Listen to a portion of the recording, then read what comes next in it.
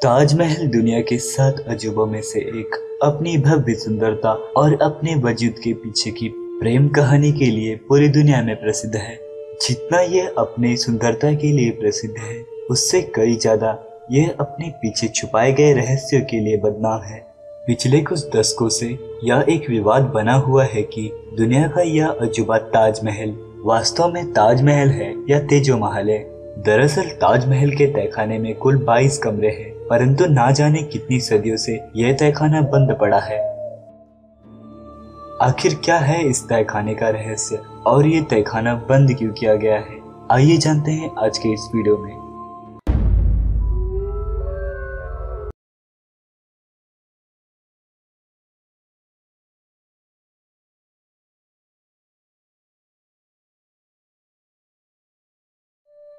तहखाने में आने वाले कार्बन डाइऑक्साइड की अधिकता को रोकना। कुछ सिद्धांतकार ऐसा मानते हैं कि ताजमहल के बेसमेंट के कक्ष मार्बल से बने हुए हैं, जो कि कार्बन डाइऑक्साइड की अधिकता होने पर कैल्शियम कार्बोनेट में बदल जाते हैं। कार्बन डाइऑक्साइड इन मार्बल्स को पाउडर का रूप देने लगता है, जिसके चलते दीवारों की क्षति होने लगती है। दीवारों की इसी क्षति को रोकने के लिए इन तहखाने को पूरी तरह से बंद किया गया है और लोगों के यहाँ आने पर भी रोक लगा दी गई है, जिससे कार्बन डाइऑक्साइड की कम से कम मात्रा यहाँ आ सके। और अगर यही तहखाने को बंद करने का कारण है तो सरकार द्वारा लिया गया यह फैसला बिल्कुल सही है, क्योंकि अगर तहखाने में कार्बन डाइऑक्साइड की मात्रा अधिक हुई तो इसका प्रभाव ताजमहल को घेरे हुए 4 स्तंभों पर भी पड़ सकता है, और जिसके चलते इन स्तंभों का पतन होना भी शुरू हो सकता है।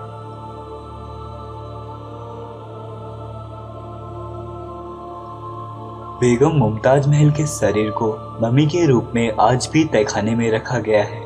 कुछ इतिहासकारों का यह भी मानना है कि मुमताज महल का शरीर आज भी तहखाने में उसी हालत में दफन है जैसे कि वह मरने से पहले थी। इस संदर्भ में जामिया हमदर्द विश्वविद्यालय के इतिहास और चिकित्सा के संग्रह में अरमानुल हक ने एक शोध प्रकाशित किया है, जो इस बात पर काफी हद तक प्रकाश डालता है कि आज भी मुमताज महल का शरीर ताजमहल के तहखाने में दफन है। अरमानुल हक ने अपने शोध में दावा भी किया है कि मुमताज महल के शरीर को यूनानी टेक्निक्स के अनुसार संरक्षित किया गया था।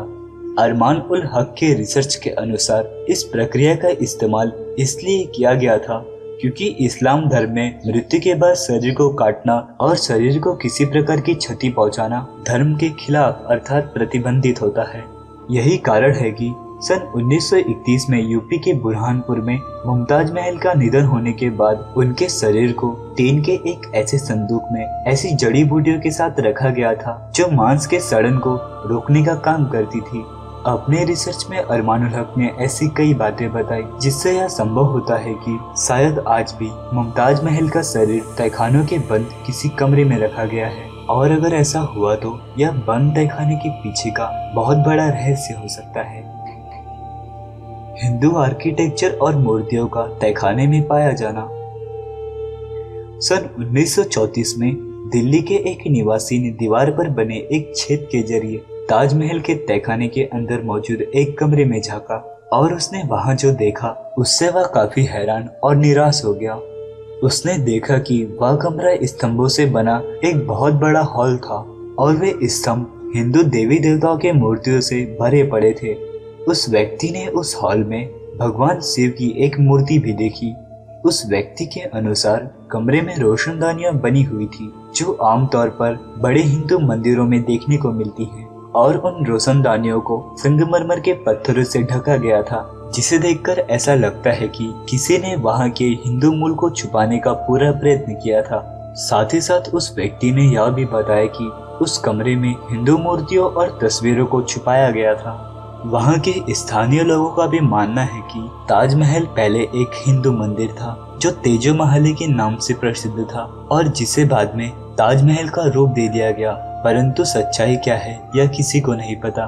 लोगों के अनुसार ASI ने 22 कमरे को इसलिए बंद रखा है ताकि इस तहखाने में छिपे सच्चाई के चलते भविष्य में दंगे ना हो, और यदि ताजमहल सच में कोई हिंदू मंदिर हुआ तो यह सच भी लोगों को कभी बताया नहीं जाएगा, क्योंकि ऐसा करने पर इस सच के चलते देश में धर्मों को लेकर अनेक विवाद शुरू हो जाएंगे और इससे हिंदू मुस्लिम के बीच धार्मिक विवाद का भयानक मंजर सामने आ सकता है।